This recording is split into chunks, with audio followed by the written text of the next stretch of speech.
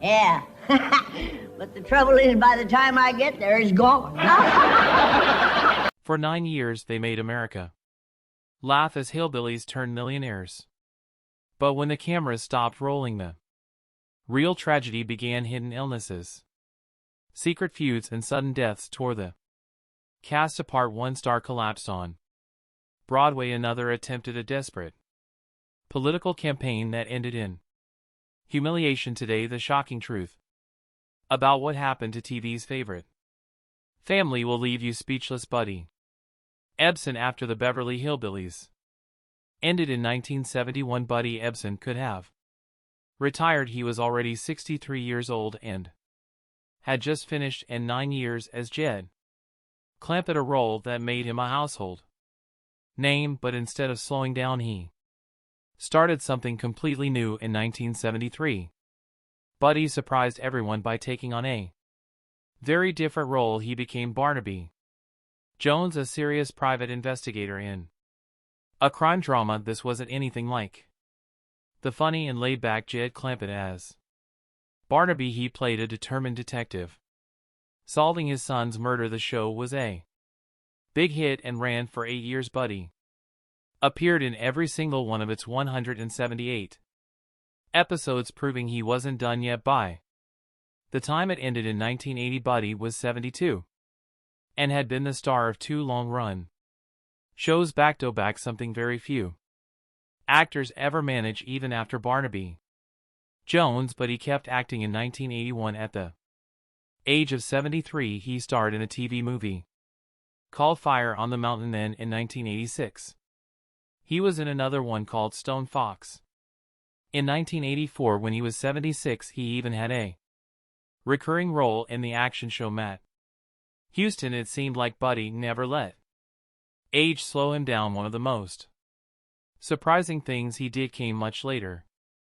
In 1999, at 91 years old, Buddy made a voice cameo in the animated series King of the Hill. This small role happened 37 years after he first became famous as Jed Clampett, showing how long his career lasted. But he wasn't just an actor.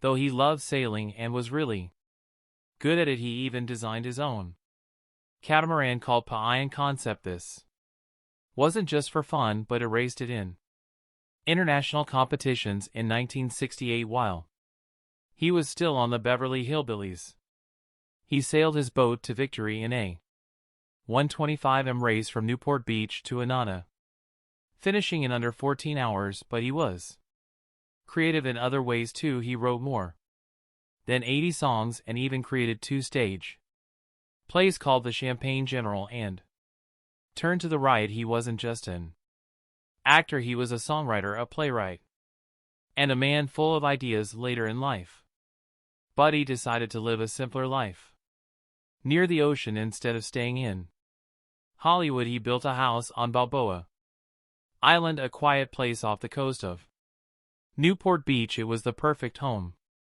for someone who loved the water as much as he did. Even as he got older, he stayed active and loved sharing stories from his amazing career. On his 93rd birthday in 2001, he went on Larry King Live to talk about his life. He was still full of energy and charm. Buddy passed away on July 6, 2003, at the age of 95. A week later, TV Land aired a special marathon of the Beverly Hillbillies to honor him. It was a touching way to celebrate his life and remind everyone of how much he achieved in his incredible career. Irene Ryan. After the Beverly Hillbillies ended on March 23, 1971, Irene Ryan's life changed completely. She was 68 years old, but retirement was not on her mind. Instead of playing Granny Daisy Moses in spin-offs or commercials, she decided to return to live theater. It was a bold choice, especially for someone her age, but Irene was determined to keep performing. Later that year, she joined a 30-city tour of the musical Pippin. It was a tough schedule with 8 shows a week. Irene worked harder than anyone expected, even though she was small and Nearing 70, her energy amazed everyone. She stayed busy backstage too, managing the chaos like a true professional. People said she had the same drive as she did in her vaudeville days. In the show she played Berta, the grandmother of the lead character. Her song No Time at All became a favorite. Audiences loved her so much that they gave her standing ovations every night. Critics praised her too. The New York Times even said her performance was so powerful that her co-star couldn't deliver his next line because the applause lasted so long. Irene's big Broadway debut came on October 23, 1972 in New York City. People were amazed to see her go from being Granny to becoming a star of the stage. Her hard work paid off when she was nominated for a Tony Award on March 26, 1973. It was a huge moment for her and everyone celebrated her success, but then something terrible happened on March 10, 1973. During a performance, Irene collapsed. It seemed like a stroke, but she insisted on finishing the show. Afterward, she returned to California to see a doctor. That's when she got heartbreaking news. She had an aggressive brain tumor called glioblastoma, and doctors said she only had weeks to live. Even as she lay in the hospital, people were still praising her performance on April 16. Surprises and big changes when the show finished on April 23, 1971. Donna had a choice to make. Hollywood wanted her to star in a new soap opera which could have made her even more famous, but she surprised everyone by saying no. Instead of chasing more fame, she chose a completely different path. Just a few months later, in September 1971, Donna traveled to Israel. This trip changed her life forever. She had a deep spiritual experience that made her turn to Christian ministry. Donna left Hollywood behind and became a gospel singer and inspirational speaker. In 1982, she released her first gospel album, Donna Douglas Sings Gospel. It didn't sell millions, but it was still a success, selling 50,000 copies over the years. She made 3 more albums, with her last one, Back on the Mountain, coming out in 1989. During this time, Donna also opened up about a secret struggle she had during her years on the Beverly Hillbillies. She had battled a serious eating disorder, eating as little as 500 calories a day and dropping to just 95 pounds. Nobody knew about this at the time, but Donna said her faith helped her overcome it. In 2011, Donna made headlines again, but this time for something completely different. She sued Mattel and CBS for $75 million, saying they used her likeness for an Ellie Mae Barbie doll without her permission. The legal fight lasted months, and while it was settled out of court, it showed that Donna was strong and determined, much like the characters she played on TV. After the Beverly Hillbillies ended, Donna tried her hand at selling real estate. She got her license in 1973, but didn't stay in the business long. She only sold 3 houses. One of those sales happened because a fan recognized her and insisted on buying the house just because Donna was selling it. Real estate wasn't for her, so she moved on to other things. Donna also wrote books. Her first book, Donna's Critters and Kids, came out in 1993. It was a collection of children's stories with Christian messages inspired by her love of animals. It sold over 100,000 copies. Later, she wrote another book, Miss Donna's Mulberry Acres Farm, and even a cookbook in 2013 called Southern Favorites with a Taste of Hollywood. The cookbook didn't just have recipes, it also had tips on Hollywood etiquette, blending her Southern charm with her Hollywood experience. In 1993, Donna was asked to play Ellie Mae again in a planned Beverly Hillbillies movie. She turned it down because she didn't think it was the right move. The movie never got made, but her decision showed how much she respected the character she had played for so long. Donna stayed connected with her fans throughout her life. She attended conventions and events where people still remembered her as Ellie Mae. At one of her last appearances in December 2014, she shared a surprising secret. She had kept all of Ellie Mae's costumes, including her famous blue jeans and rope belt. She had stored them carefully in her home. Donna passed away on January 1st, 2015 at the age of 82. Her life after the Beverly Hillbillies was full of unexpected turns. She became a singer, a writer, and a strong woman of faith, even though she will always be remembered as Ellie Mae. Donna's real-life journey was just as inspiring and unique as her famous character. Max Baer Jr. Max Baer Jr. was born on December 4, 1937 in Oakland, California. He became famous for playing Jethro Bowden in the Beverly Hillbillies. This role made him a star, but it also caused big problems for his career later. The show ended on March 23, 1971. After 9 years after that, Max struggled to find new acting jobs because people only saw him as Jethro.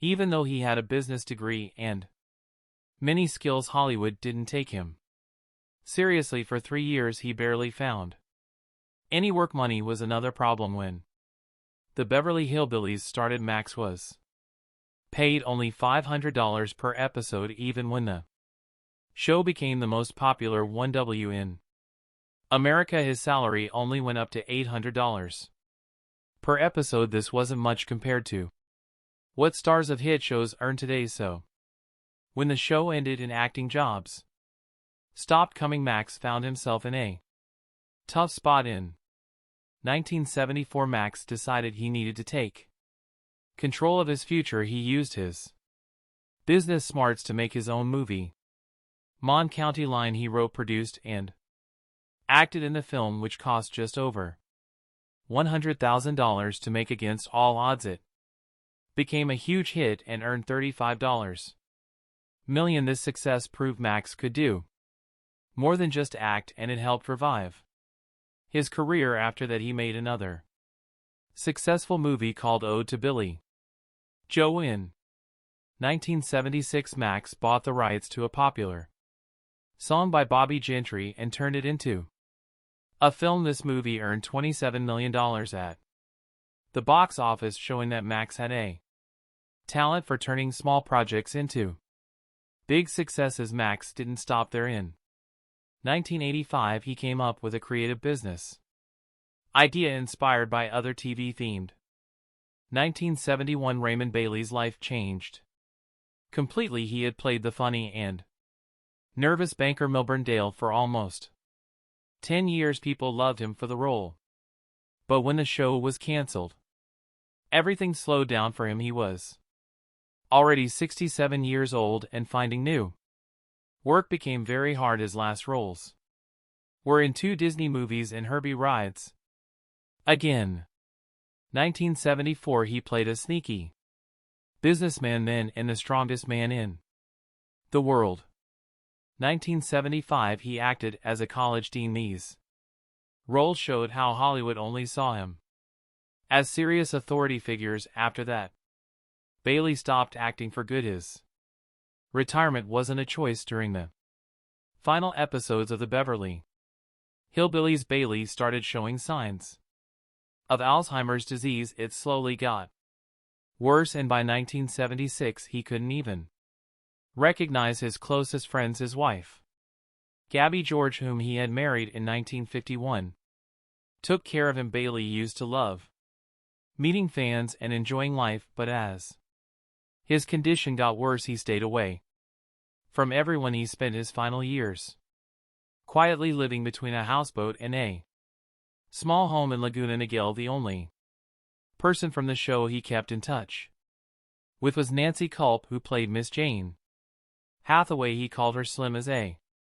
Nickname in the 1970s. Alzheimer's wasn't well understood. Most people thought it was just part of getting old. Bailey's health got worse quickly and he needed constant care. This was very different from his character Dale, who was always sharp and clever, trying to keep the Clampett's money, and his bank money became another big problem. Even though the Beverly Hillbillies was a very popular show, Bailey didn't earn what TV stars make today. Actors back then made about $1,500 to $3,000 per episode, which would be around $1,000 to $22,000 now. There wasn't much money from reruns either. On top of that, medical bills kept growing and his savings ran out. It was sad because he had spent years playing a character who was so obsessed with saving money. Even after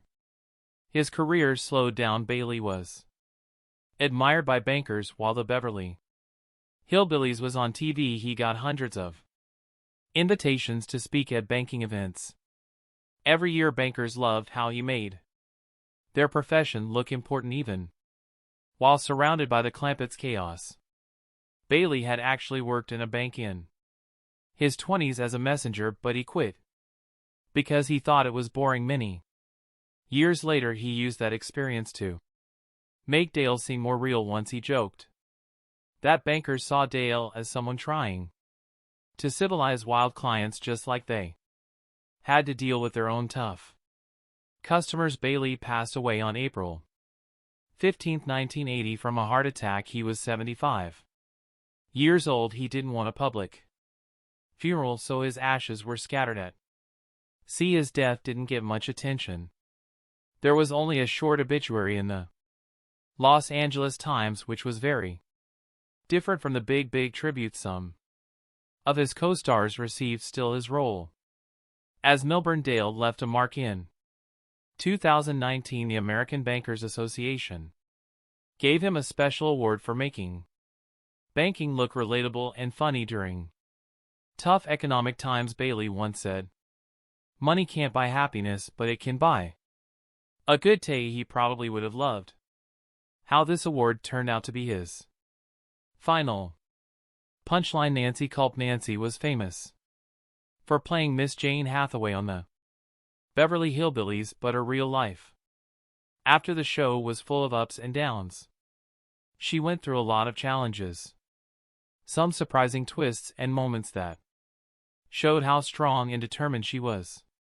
Her story is about much more than just her TV role. In 1984, when Nancy was 62, she decided to run for Congress. She wanted to represent Pennsylvania's 9th district, even though it was mostly Republican.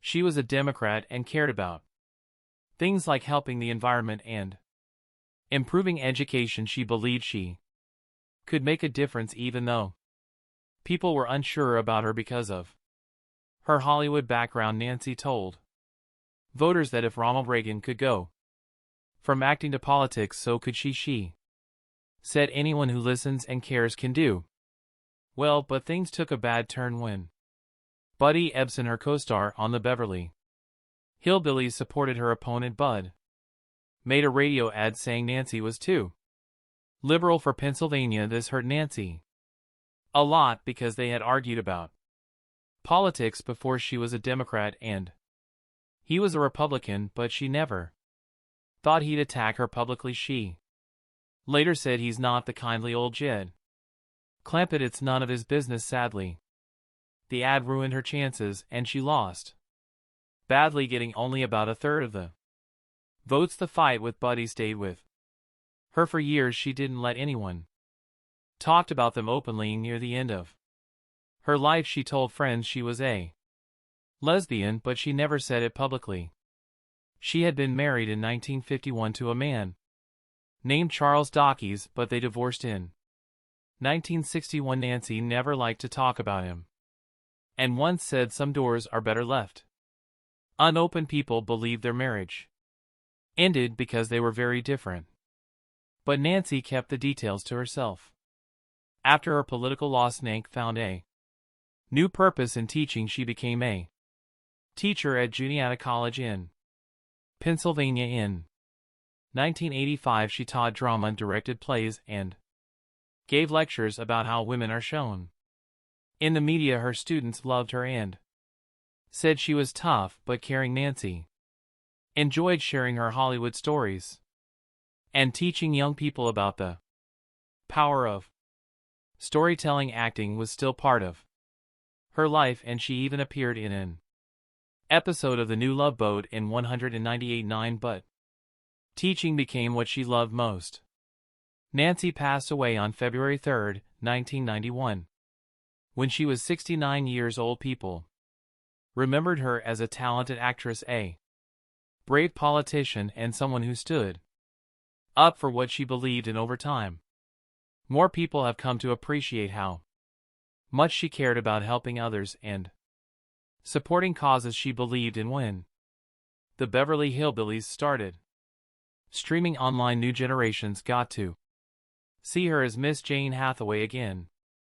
Nancy's life wasn't easy, but she faced her challenges with strength and showed that there's more to a person than what you see on the screen. Harriet E.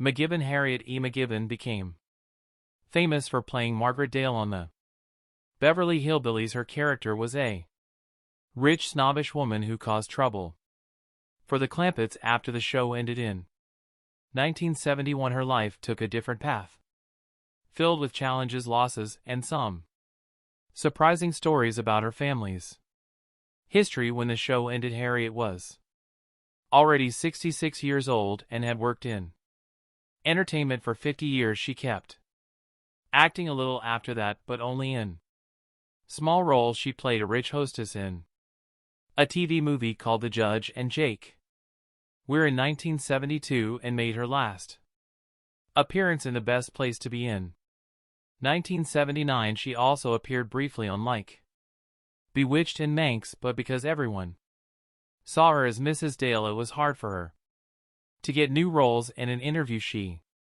said it upset her because she had played big roles in Shakespeare plays before. Even though acting work slowed down, she stayed active for a while, attending parties and charity events in Beverly Hills. The 1970s were a hard time for Harriet. In 1977, her only son William passed away at 44. He was an art historian who loved the work of Paul Gauguin, but he had been struggling with depression. His death broke her heart. She set up a scholarship in his name but didn't talk about it publicly. She also had money problems, even though she made good money on the Beverly Hillbillies. Poor investments left her with only a small amount. By the 1980s, her health got worse. She developed a lung disease called COPD and stayed home most of the time, only going out for church services where she carried an oxygen tank. One of the most surprising things about Harriet was her family history. Her great-grandfather Dr. Eliezer Deming helped slaves escape to freedom through the Underground Railroad. In Indiana, he once hid a family in fake coffins to help them escape. In 1968, just before she died, her former co-star Buddy Ebsen visited her later. He shared that Bee's last words to him were, "Tell Pearl I said goodbye." Her death shocked everyone. Petticoat Junction didn't address it directly at first, saying Kate Bradley Bee's character was visit relatives. Fans felt this was unfair and didn't honor her memory. Bee's legacy didn't end there. Her son Jack Bannon appeared on the Beverly Hillbillies in 1969 as a tribute to his mother. Buddy Ebsen helped arrange it years later. In 2006, Bee was inducted into the National Radio Hall of Fame for her earlier work in radio. In 2018, on what would have been her 112th birthday, a special event celebrated her role as Betty Rubble in The Flintstones. Fans gathered for a live reading of a lost episode written just for her.